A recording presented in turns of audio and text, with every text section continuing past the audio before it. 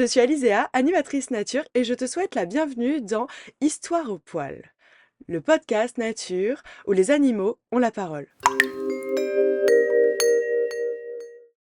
Alors, ferme les yeux et écoute l'histoire de Azur, l'aigle royal et le cadeau du ciel. Au-dessus des montagnes d'hiver, là où l'air est très fin et où le soleil semble plus proche, vivait un aigle royal nommé Azur.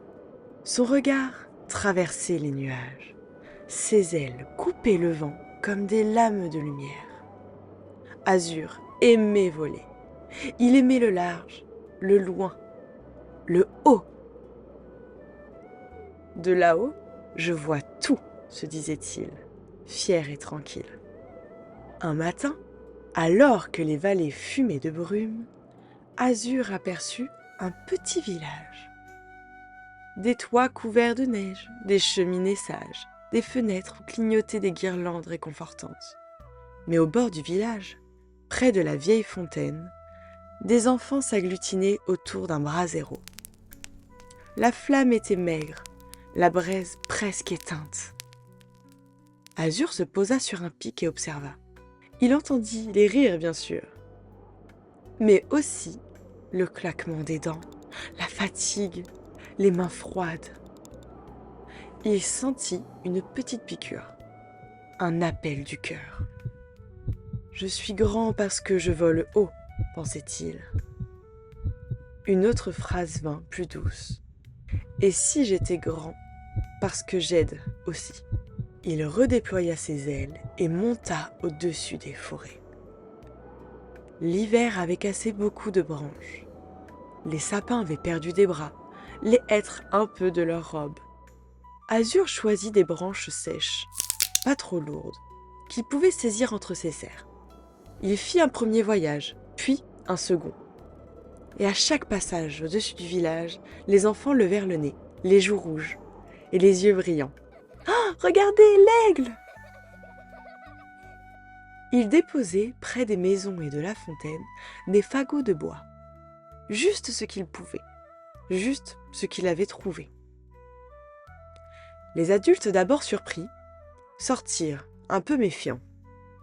Mais l'aigle se tenait à distance, discret, humble. Il n'exigeait rien, il donnait, tout simplement. Le feu reprit, petit à petit, et les flammes se mirent à danser. Une odeur de bois chaud, de résine, de lumière vint remplir la place. Les enfants se réchauffèrent les mains et le cœur. Les jours suivants, Azur poursuivit son ballet silencieux. Collecte là-haut, don là-bas. Parfois, il ne trouvait qu'un petit tas de brindilles. Parfois, une branche parfaite. Chaque petit plus comptait. Il comprit que la générosité n'est pas une montagne à déplacer, mais des cailloux à déposer, un à un, jusqu'à faire un chemin. Un soir, le ciel se teinta de rose et de cuivre. Le village fit une fête simple. Une grande marmite fumante, des histoires autour du feu, des chansons douces. Les enfants posèrent des petits rubans sur une branche qu'Azur avait apportée. Ils levèrent les yeux, cherchant sa silhouette. L'aigle descendit lentement. Pour une fois, presque à hauteur d'homme. Puis se posa sur le grand tilleul, à bonne distance. Les enfants levèrent les bras et crièrent « Merci, ami du ciel !» Azur sentit une chaleur qui n'était pas celle du feu. C'était la chaleur de l'échange, de la gratitude, de ce lien invisible qui naît quand on donne sans attendre. Et il pensa « Je suis grand, oui, mais mes ailes n'ont jamais été aussi grandes que mon cœur aujourd'hui. » Azur nous apprend aujourd'hui que donner, même un petit peu, réchauffe les mains, les foyers et surtout les cœurs. Ici se termine notre histoire, merci de l'avoir écoutée, j'espère qu'elle t'a plu. Et si tu veux en apprendre un peu plus sur l'aigle, je t'invite à écouter l'épisode de samedi, Portrait au poil, l'aigle royal. D'ailleurs, ce podcast existe aussi en podcast vidéo sur ma chaîne YouTube.